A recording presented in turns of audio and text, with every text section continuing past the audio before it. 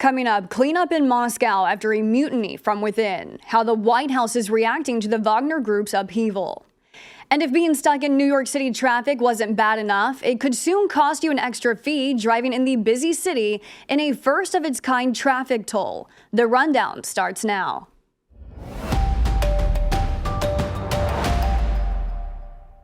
This is Straight Arrow News, bringing you unbiased, straight facts. Thanks for joining us. I'm Kara Rucker.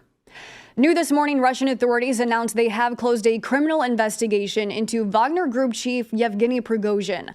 Just as we reported yesterday, the investigation led to no charges against him, nor any of the Wagner Group mercenaries who staged a mutiny on Russia over the weekend. A jet linked to Prigozhin arrived in Belarus today. That's where Prigozhin was expected to go following the deal he struck with the Kremlin to end the group's march on Moscow. Despite letting Prigozhin off the hook, Russian President Vladimir Putin blasted organizers of the rebellion as traitors who are playing into the hands of Ukraine and its allies. All this as the U.S. continues to monitor what the revolt means for the war.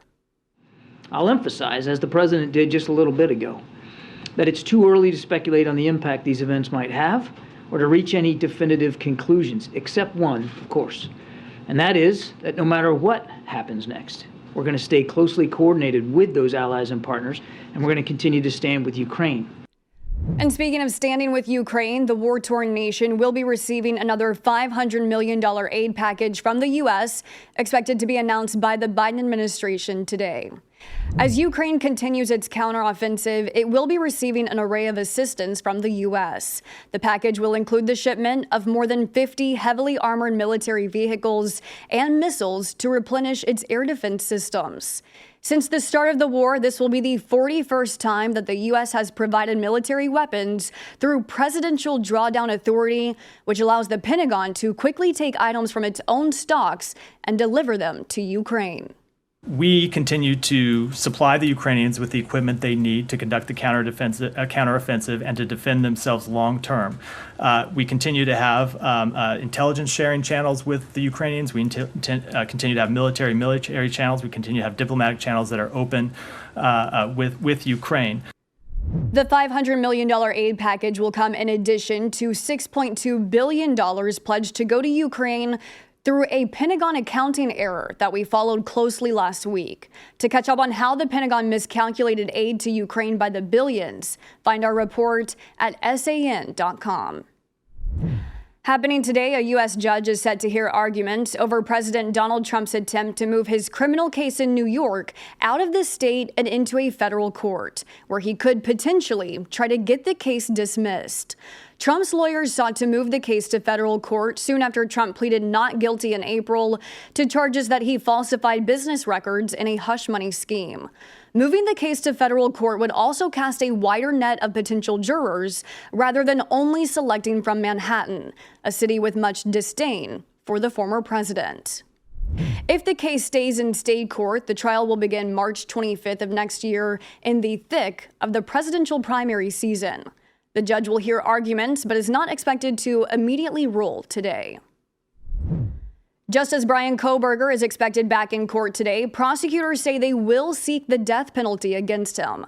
Kohberger is suspected of murdering 4 University of Idaho students last year. Prosecutors say Kohberger exhibited utter disregard for human life, committing such a heinous crime. Earlier this year, Kohberger pleaded not guilty. Kohberger, 28 years old and a former PhD student, is expected to appear in court today for a preliminary hearing. Trial is set to begin October 2nd.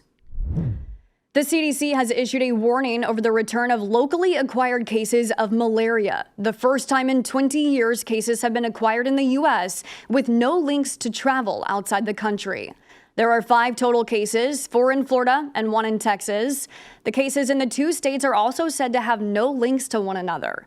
Malaria is transmitted when a person is bitten by an infected mosquito. A health advisory has been issued in both Texas and Florida. A plan to reduce traffic and car pollution in New York City has cleared its final legal hurdle, paving way for the nation's first ever congestion pricing plan, a fee for drivers who are entering Manhattan on one of the busiest roads in the nation. The new toll for drivers who want to enter Manhattan could begin as early as next year. New York received a green light from Washington for its proposed plan. Now all that's left is for officials to decide a price point. One version of its plan had prices as high as $23 for a rush hour trip into Midtown and $17 during off-peak hours. The money raised through the traffic toll would then go toward New York's public transit system.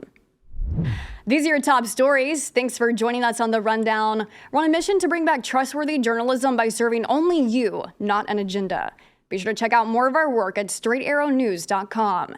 And you can also find the latest Rundown episodes available as a podcast on all major podcast platforms. We'll see you back here tomorrow. Until then, I'm Kara Rucker. Have a great day.